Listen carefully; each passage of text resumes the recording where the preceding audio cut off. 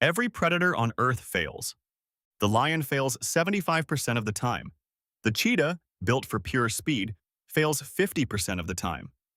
Even the great white shark, that ancient killing machine, misses more than it hits. Failure is the default setting of nature.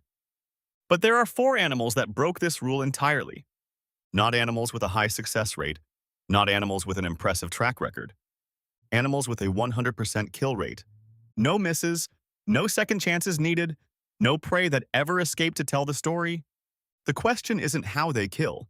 The question is why evolution gave them something it refused to give everyone else. One of these four predators doesn't have eyes, doesn't have a brain, has no nervous system whatsoever. And yet, it makes a decision, a tactical, calculated decision that no known animal has been able to counter. By the end of this video, you'll understand exactly how a mindless organism outthinks every defense mechanism evolution ever invented. Start with the dragonfly. You've seen it hover, you've watched it dart, you probably think of it as a garden insect. That's the first mistake. The dragonfly has a 95 to 97% kill rate. That number alone puts it above every large predator on Earth. But here's what makes it genuinely strange. It doesn't chase its prey. It doesn't react to where the prey is. It calculates where the prey will be, and it flies directly to that point. This is called interception flight. And it's so precise that researchers at Harvard in 2012 found that dragonflies successfully intercept their target even when the prey changes direction mid-flight. Think about what that means. The prey moves. The dragonfly doesn't adjust. It already accounted for the change. This isn't speed, this isn't reflex. This is predictive geometry happening inside an insect brain the size of a sesame seed.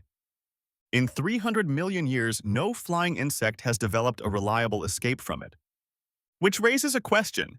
If a dragonfly can predict movement with near-perfect accuracy, why can't larger, more complex predators do the same? The mantis shrimp doesn't look dangerous. It's colorful. It's small. It lives in coral reefs. People keep them in aquariums. Then they punch through the glass. The mantis shrimp strikes at 23 meters per second. The acceleration is equivalent to a bullet fired from a .22 caliber pistol. The impact generates a cavitation bubble, a pocket of superheated plasma that reaches the temperature of the surface of the sun. And the prey is dead before it even registers the contact. But the kill rate isn't 100% because of the punch. The punch is just the execution. The 100% comes from what happens before. The mantis shrimp has 16 types of photoreceptors in its eyes. Humans have 3. It processes polarized light, ultraviolet spectrums, and color ranges that have no name in human language because we've never been able to see them.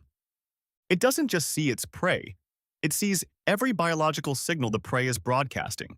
Stress hormones in the water, blood circulation under translucent shells, the microsecond of muscle tension before movement. By the time you decide to move, the mantis shrimp already struck.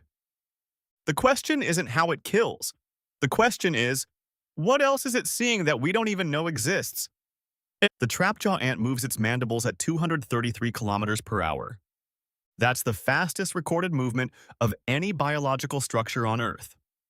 0 to 233 kilometers per hour in 0.13 milliseconds. For reference, a human blink takes 300 to 400 milliseconds. The trapjaw ant completes its entire kill before your eye could close. But speed alone doesn't explain the 100% rate. A 2021 study from the University of Illinois found that trapjaw ants don't strike randomly. They read the vibration signature of prey, the unique frequency pattern of movement through substrate, and calibrate the angle of their strike to the exact anatomical weak point of the target species. Different prey, different strike geometry, every time. This isn't instinct running on a single loop. This is a modular system that updates based on input. An insect. Running dynamic targeting software.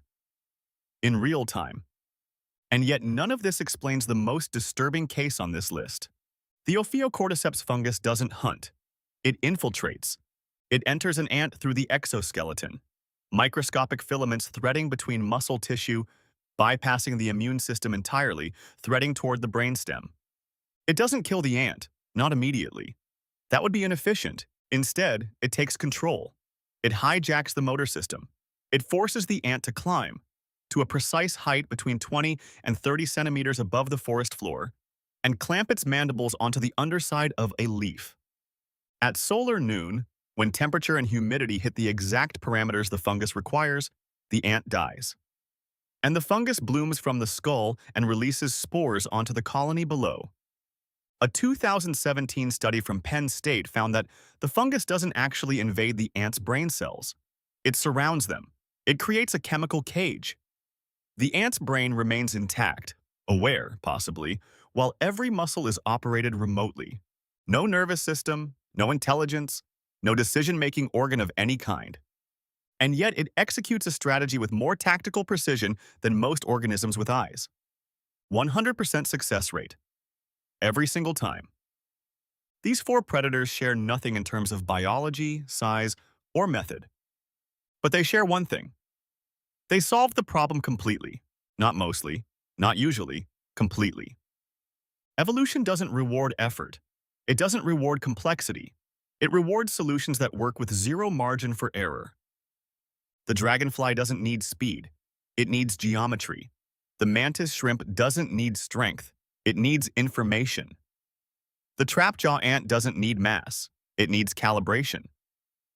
The fungus doesn't need a mind. It needs patience and chemistry. The most dangerous thing in nature isn't the biggest or the fastest.